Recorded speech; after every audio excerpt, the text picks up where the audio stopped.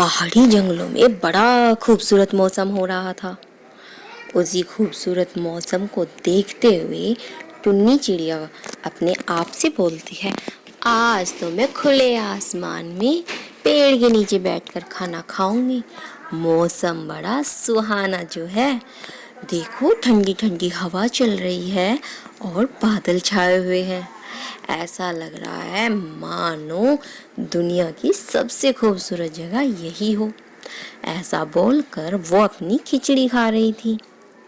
वहीं दूर बैठे कालू और गोरी कौवा भी चिड़िया को देख रहे थे। उन्हें उसकी खिचड़ी में से बहुत अच्छी खुशबू जो आ रही थी, उसकी खुशबू उन्हें बड़ी पसंद थी। कहने लगी टुन्नी चिड़िया कि आज तो मैंने बड़ी टेस्टी खिचड़ी बनाई है। पता नहीं क्यों आज मुझको खाना इतना अच्छा लग रहा है। दूर बैठी गोरी भी कालू से बोली, देखो जी, टुन्नी तो खुद ही कह रही है कि खिचड़ी बड़ी स्वादिष्ट बनी है, मुझे ये खिचड़ी चाहिए। अरे गोरी, पागल हो गई हो? भला तुम्हें वो खिचड़ी कैसे मिलेगी? वो तो चिड़िया खा रही है, मुझे नहीं पता। टुन्नी चिड़िया को पागल बनाओ और मुझे वो खिचड़ी ला कर दो। कालू बोला, अरे भाग्यवान, मुझे ये तो बता, आखिर हम ये खिचड़ी कैसे चुराएंगे? मैं नहीं जानती कालू जी, मुझे तो खिचड़ी चाहिए। दोनों ऐसा बोलकर चिड़िया के पास जाते हैं। टुन्नी चिड़िया से कहते हैं कि तुम्हारा पेट तो इतना छोटा है, इतनी सारी क्या खिचड़ी तुम खा जाओगे? तब टुन्नी चिड़िया कहती है, खिचड़ी, मेरा पेट छोटा हो या बड़ा हो, मैं तो ये सारी खिचड़ी खाऊंगी, क्योंकि ये मैंने बड़ी मेहनत से बनाई है और मौसम अच्छा है, स्वादिष्ट भी इतनी बनी हुई है, मैं तो सारी खा जाऊंगी। तुमसे मतलब? तुम कौन होती हो मेरा पेट के बारे में कुछ बोलने वाली? गोरी को इस बात को सुनकर बड़ा गुस्सा आया। वो कालू की तरफ देखती है और इशारा करती है कि कुछ करो।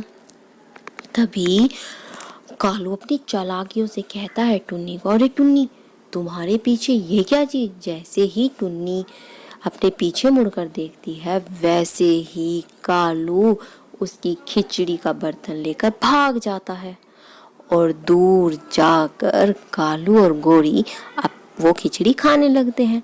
तब टुन्नी चिड़िया बड़ी उदास होकर बोलती है, कितनी मेहनत से मैंने चावल लाया, दाल लाई और इतनी मुश्किल से मैंने वो खिचड़ी बनाई थी, इतनी स्वादिष्ट खिचड़ी। एक तो मुझे भूख इतनी थी, ऊपर से कालू और गोरी ने मेरे साथ धोखा कर दिया।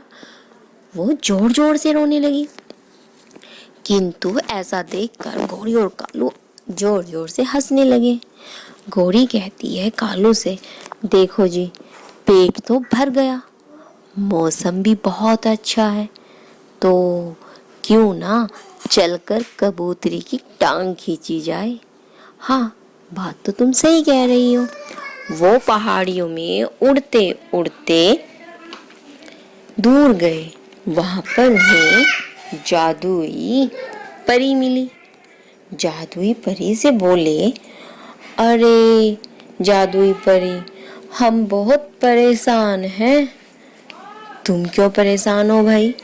हाँ भाई, वो टुन्नी छोटी चिड़िया है ना, बड़ी चालाक है, हमसे हमारी खिचड़ी खाकर हमें भगा दिया और हमारी सारी खिचड़ी खा ली।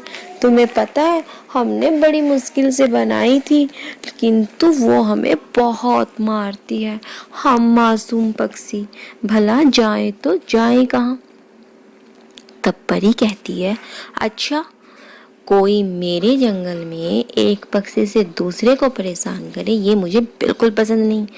चलो, मैं आप ही उसे ठीक करके आती हूँ। परी टुन्नी चिड़िया के पास आई। टुन्नी उदास बैठी हुई थी।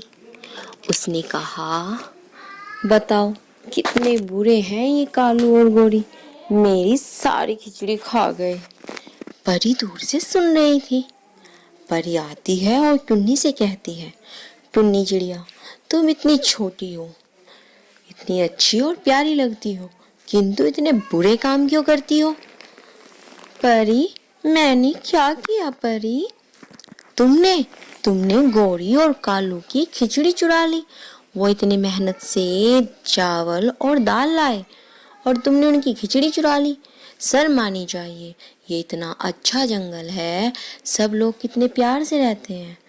तुम सब पक्षी इतने अच्छे से रहते हो, किंतु ये अच्छी बात नहीं है किसी की चोरी करनी।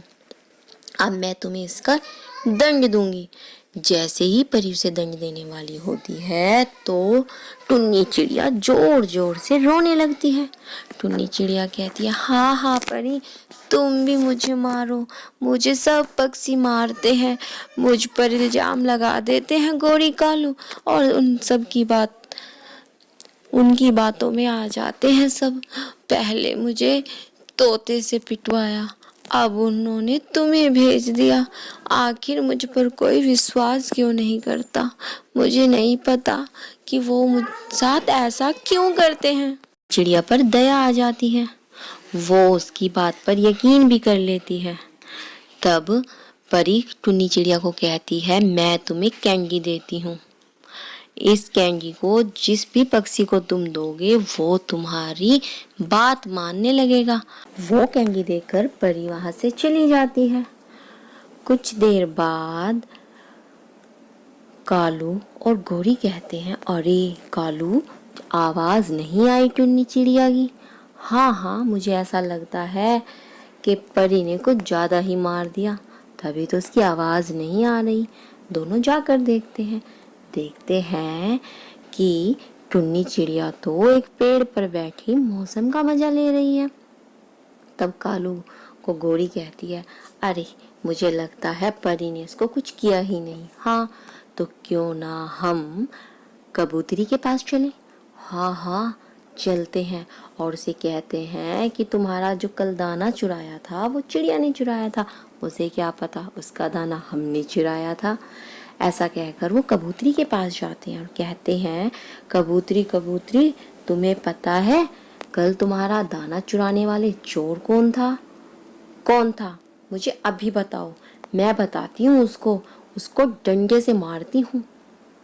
तब गौरी और कालू कहते हैं, अरे तुम्हारा जो दाना चुराने वाला था ना, वो कोई और नहीं, वो छोटी टुन्नी चिड़िया थी।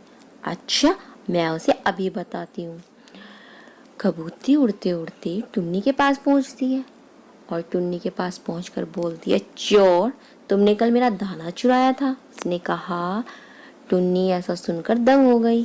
उसे पता लगा कि जरूर कालू और गौरी ने कुछ किया होगा, वो ही मेरे पीछे पड़े रहते हैं। तब टुन्नी कबूतरी से बोली, ठीक है बहन, पहले तुम ये कैंडी खाओ, उसके बाद फिर तुम मुझे सजा देना। कैंडी खाते ही लूसी कबूतरी अपनी बात भूल गई कि आखिर वो टुन्नी के पास क्यों आई थी। वो कहने लगी टुन्नी से, मैं यहाँ क्यों आई थी? तुम्हारी कैंडी तो बहुत अच्छी थी, किंतु मैं भूल गई कि मैं यहाँ क्यों आई थी। तब कबूतरी को टुन्नी चिड़िया कहती है, अरे तुम तो कल गौरी ने तुम्हारा जो दाना चुराया था ना, उसे मारने आई थी, तुम रास्ते में मेरे पास बैठ गई। अच्छा, हाँ हाँ, मैं उस चोर को बताती हूँ, उसने कल मेरा दाना चुराया था, आज तो गौरी की खैर नहीं। लूसी कबूतरी और गौरी कौवी में बहुत लड़ाई हुई और लूसी कबूतरी ने गौरी कौवी को बहुत मारा।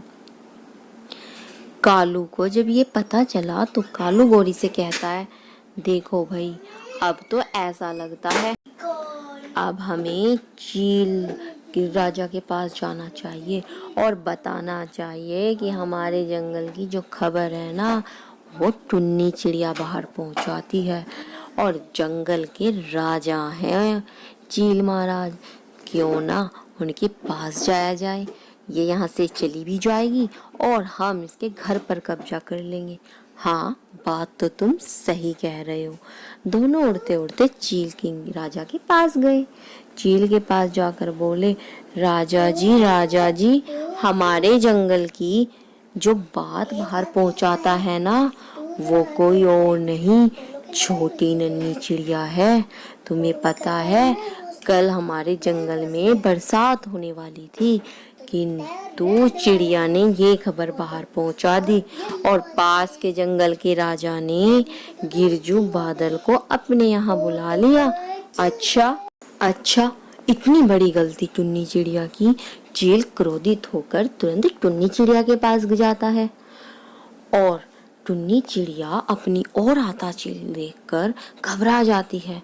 उसे समझ आ जाता है कि जरूर इसके पीछे भी गोरी और कालू का हाथ होगा। वह हाथ जोड़कर चील के सामने खड़ी हो जाती है और कहती है, महाराज, आपसे मेरी एक विनती है। आप मुझे कोई भी सजा देने से पहले थोड़ा मीठा खा लीजिए। चील को कैंडी बड़ी पसंद थी। चील ने तुरंत कैंडी उठाई और खा ली। जैसे उसने कैंडी खाई, चील राजा किस लिए टुन्नी के पास आए सब भूल गए और बोलने लगे टुन्नी से, छोटी नन्ही चिड़िया, हम इस जंगल के राजा हैं, किंतु हम भूल गए कि हम यहाँ क्या करने आए थे। तब टुन्नी चिड़िया कहती है, आप तो गोरी और कालू को सजा देने आए थे। उन्होंने जो गिरजू बादल के बारे में जो खबर थी वो पास के जंगल के राजा को दे दी थी, जिस कारण हमारे जंगल में बरसात न होकर दूसरे जंगल में हुई। हाँ, तुम सही कह रहे हो। अब तो गोरी और कालू की खैर नहीं। चील महाराज अपने पक्षियों से कालू और गोरी को खूब पिटाई करवाता है। तो बच्चों, इस कहानी से हमें ये सीख मिलती है कि हमें कभी भी किसी के लिए बुरा नहीं करना चाहिए, अन्यथा हमें उसके परिणाम भुगतने पड़ते हैं। हे बच्चों, आपको ये कहानी कैसी लगी? अगर आपको कहानी अच्छी लगी है तो प्लीज़ लाइक शेयर सब्सक्राइब करना बिल्कुल न भूलना और कमेंट में आपको ये कहानी और सबसे अच्छा करेक्टर किसका लगता है वो लिखना बिल्कुल न भूलना। तो मिलते हैं हम आपको नेक्स्ट वीडियो में। तब तक के लिए जय हिंद, जय Bharat. Please like share and subscribe to my channel.